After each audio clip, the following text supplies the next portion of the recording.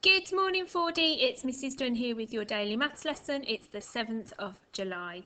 We're going to warm our brains up this morning by doubling some numbers. We're going to use daily 10 to do this, but some of the questions that you're going to be asked are things like double 120.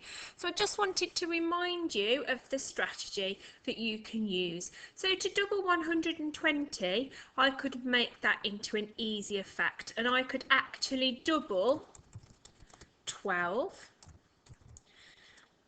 which equals 24, and then I could make my 24 10 times bigger.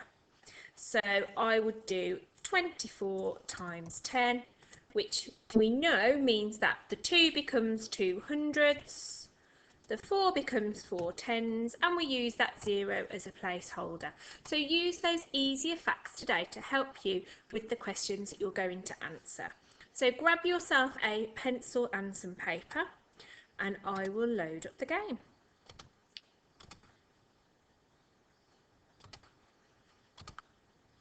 I'm going to give you 7 seconds.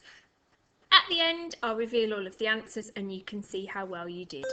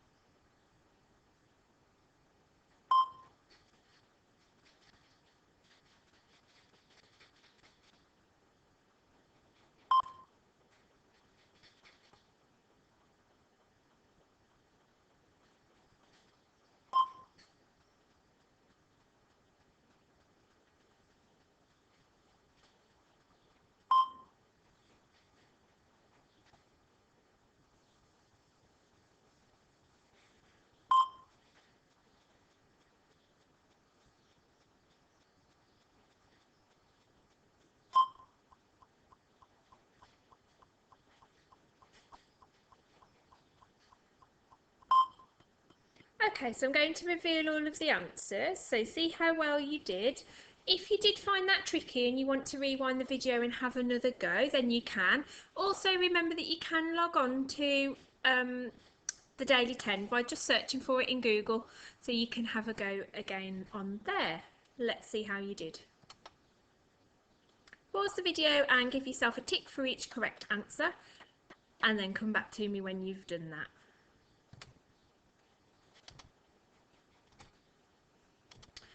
Okay, so yesterday we were looking at interpreting data and we focused on bar graphs or bar charts. Today we're going to look at line graphs, and line graphs are really important because they are usually continuous data. That means that it tracks something that is happening over time.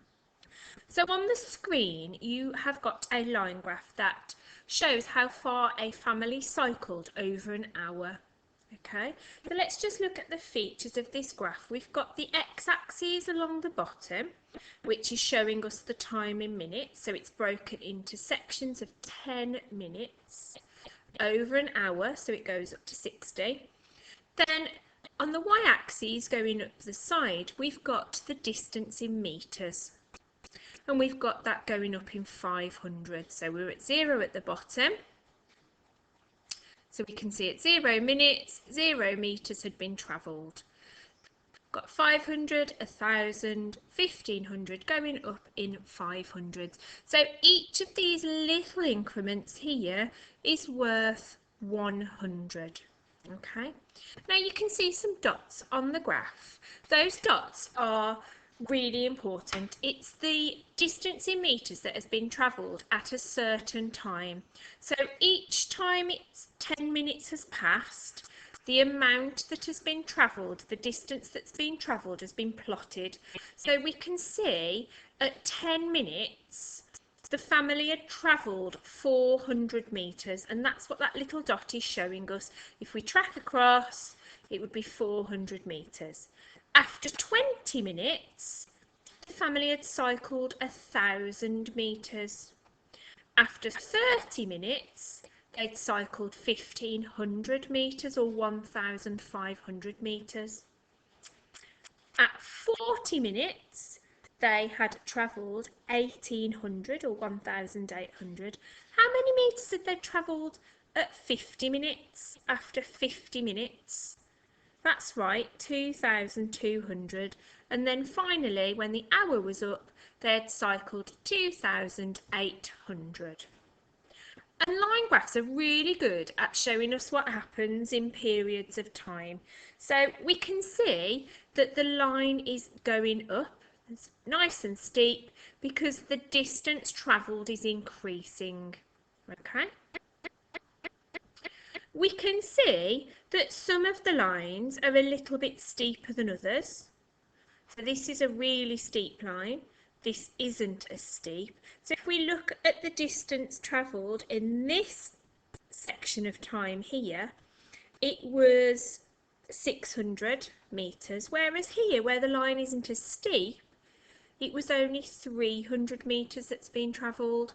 So that gradient of that line helps us to see what might be happening, and we can give reasons for that. So it might be that here the family were getting a little bit tired, so they've slowed down a little bit.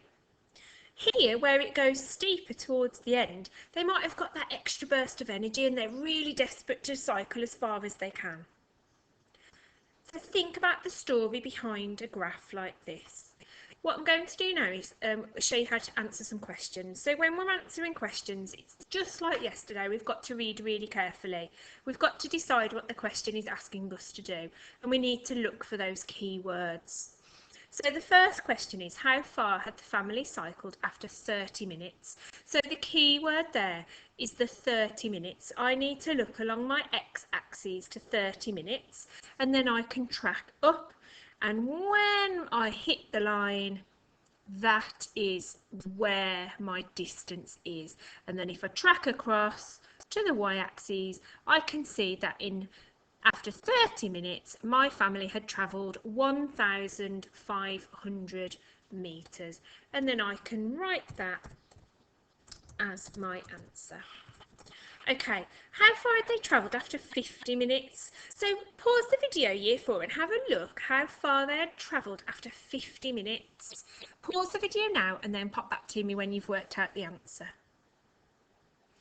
Okay, so the important information in that question is the 50 minutes. So I look along my x-axis to the 50 minutes and I track up to the line, and then I track across. So that's my 2,000 line, and I'm tracking across really carefully. And I think after 50 minutes, my family had travelled 2,200 metres. Okay, let's have a look at some of the questions. So this is the same type of data. It's still a line graph. It's still about how far a family travelled, but it's different results. So it's a different day, or it might be a different family. And my first question is, when did the family travel the slowest? Remember what I said to you about the steepness of the line? We're looking for the line that is less steep than the other lines, okay? So if we look here, that's a really steep line, and so is that one.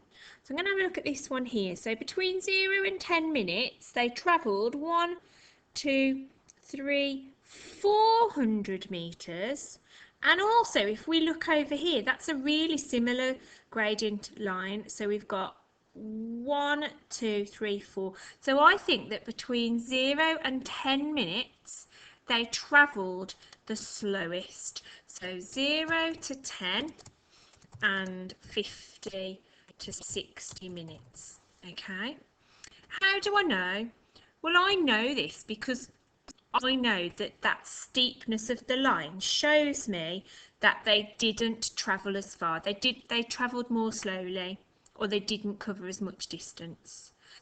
What might have happened between 30 and 40 minutes? So remember, these sorts of graphs, it's about telling the story. So 30 to 40 minutes is here. Oh, and I can see that the line is just straight across.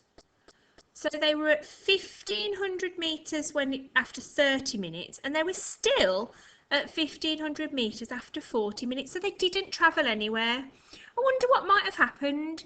Maybe they stopped and had a break. Maybe they had a little rest because it's half of the time.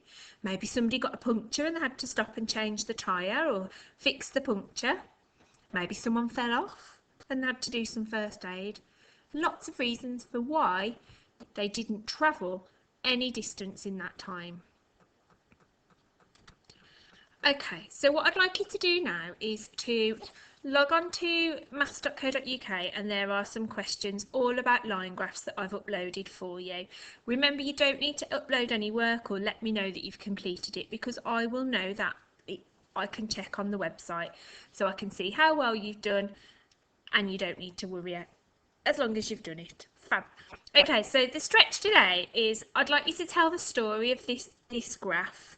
So when you've completed your maths.co.uk questions, if you've still got some maths energy, you can have a look at this graph. So think about what they were doing. They were full of energy and they burst into life, and they travelled 400 metres in the first 10 minutes. But then they went even further.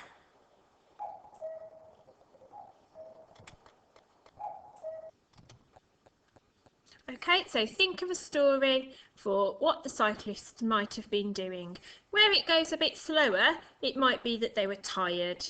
I wonder where they've covered more distance, whether they might be going downhill. I don't know. Write a story to show what happens to the family during their journey. So it's maths.co.uk, and then you can stretch with that story. Enjoy your maths today, Year 4, and I will speak to you tomorrow. Bye.